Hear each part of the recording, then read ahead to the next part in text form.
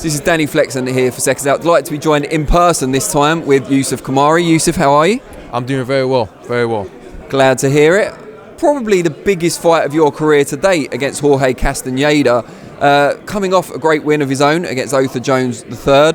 What do you know about him, and how big a fight is this for you? You know, a lot of people are saying, you know, his last win was a big win, it was a great win. I don't think so. Arthur Jones was a novice pro. He's only had 6 fights. He's very young as well. He's very young. I mean, going in against someone like that, you shouldn't be beating him as an experienced pro. You shouldn't be beating him by majority decision. You should be getting them guys out of there. You know, so I don't think the win was as big as what people are making it out. Apart from that, I don't really know too much about his career. You know, I know he's got a high knockout percentage, but we can all knock out a bunch of tomato cans and all them kind of things. So, you know, that's all I really know. I mean, I'm more focused on me and what I need to do on the night, and it will all come together on fight night for me. Now, we saw you against Kane Baker, spectacular performance. Is that an indication that when the stakes are high and you're on the big stage, you can rise to the occasion? Definitely. I believe I'm built for the big stage. You know, the majority of my career has been under the radar. You know, I've fought on some really small shows. You know, the shows when you have to sell tickets to pay for your opponent and pay for the show and etc. But I always knew that I belonged on this stage. My skill set is high enough to be on this stage. And it's only a matter of time. I mean, even though I've been on big shows, Saturday is the first time I'm going to be on the Zone live. So I think more people will be able to tune in and see the truth, which is I belong here. Being able to train out in Portugal, excellent facilities, how much of a difference has that made to your career and your progression? A massive difference.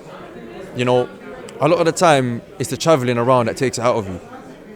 You know, you might have to train in one area in the morning, drive home and then drive somewhere else to train, do your strength and conditioning. And the training takes it out of you sometimes, you know, whereas in Portugal, everything's on one site. We only have to travel like a minute to the gym and a minute back to our room, so there's no distractions out there. We're able to give 100% to our training. And on top of that, you know, we're around a world-class training team. Not only am I around Dillian Whyte and top-class boxers, I'm around top-class conditioning coaches, top-class physios, top-class everything. So, if anything, it's made me into a much better fighter than before I went there. You mentioned Dillian there. When he suffered his injury and had to pull out of the Valin fight, what sort of impact did that have on the rest of the camp? You know, there's obviously going to be disappointment, you know. I mean, Dillian's worked so hard to get where he is and deserves everything in boxing, you know. They've held him back from having his world title shot for so long. So to see him have another blip on the road, it was hard for the whole team. The whole team worked so hard, you know. We have the same coach. Me being in camp, seeing how hard they've worked, you know, it was hard to see. They've all got to go back.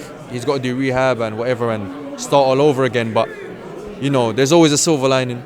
And, you know, hopefully he gets that Tyson Fury fight that him and Eddie were talking about earlier on. And looking at where he is on the world stage, mandatory contender now for a world title, how much of an inspiration is that for you and the other younger guys in camp? For me, it's a massive inspiration because he started out in boxing where I did, you know. He started out on them small shows, selling tickets outside the arena on the day of the fight. I did the same thing. You know, to see that he can go from there to selling out massive arenas and fighting for world titles, it shows me that I can do it. You know, it's an inspiration to me. So being around him and being under his guidance is the best thing for my career and the best thing for me. What can we expect from your performance on Saturday night? You know, with me, it's always fireworks. It's always fireworks. I love to have a war. I love to stand there and have a fight. I know my opponent's very similar. You know, we like to stand there and have a fight as well. So, you know, the people tuning in can expect to see an exciting fight. It can be back and forth.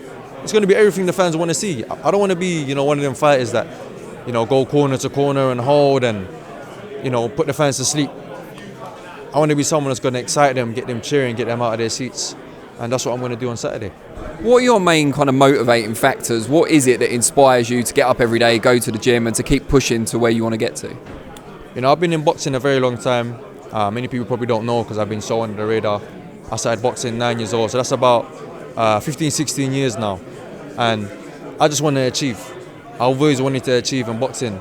My goal was always to achieve in the professional ranks, you know, from when I first laced up the gloves. And that's what drives me. You know, I don't want to be someone that's put so many years into this thing and leave it with nothing. So, you know, I'm going to give it my all and I'm going to get what I deserve out of this sport. Great stuff. Really appreciate your time and really looking forward to the fight on Saturday.